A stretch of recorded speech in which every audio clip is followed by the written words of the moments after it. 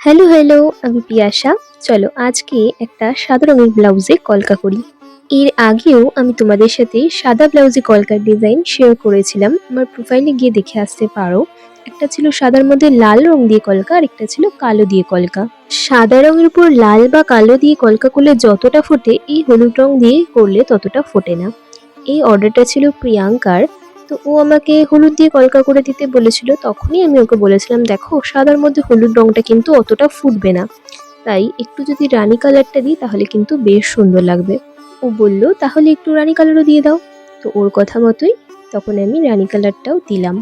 তো দেখো হলুদ দিয়ে কিন্তু অতটা ফুটছিল না, কিন্তু হলুদের মধ্যে যেই আমি একটু রানী কালারের টাচ দিলাম তখন কিন্তু কলকাটা বেশ ফুটতে শুরু করে দিল।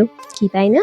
আচ্ছা একটা জিনিস বলি, এই পদ্ম কলকাটা কিন্তু হলুদ করে নিয়ে তার উপর আমি কলকাটা করতে পারতাম, কিন্তু করিনি। কারণ হলুদটা যদি আগে করে নিয়ে তার উপর পদ্মটা রানী কালার দিয়ে করতাম তাহলে কি হতো, রানী কালারটা হালকা একটু অরেঞ্জ রেড টাইপের কালার হয়ে যেত, প্রপার এই রানী কালারটা হতো না। দেখো কথা বলতে বলতে অনেকটাই হয়ে গেছে।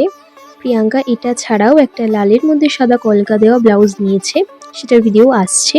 তো তোমরা জানিও এই ব্লাউজের ডিজাইনটা তোমাদের কেমন লাগলো। আর যদি ভালো লাগে তাহলে স্ক্রিনে দেওয়া নাম্বারে হোয়াটসঅ্যাপ করতে পারো। আর এরকম না আরও নতুন নতুন ভিডিওর জন্য আমার চ্যানেলটা সাবস্ক্রাইব আর ফেসবুক পেজটা ফলো করো। বাই।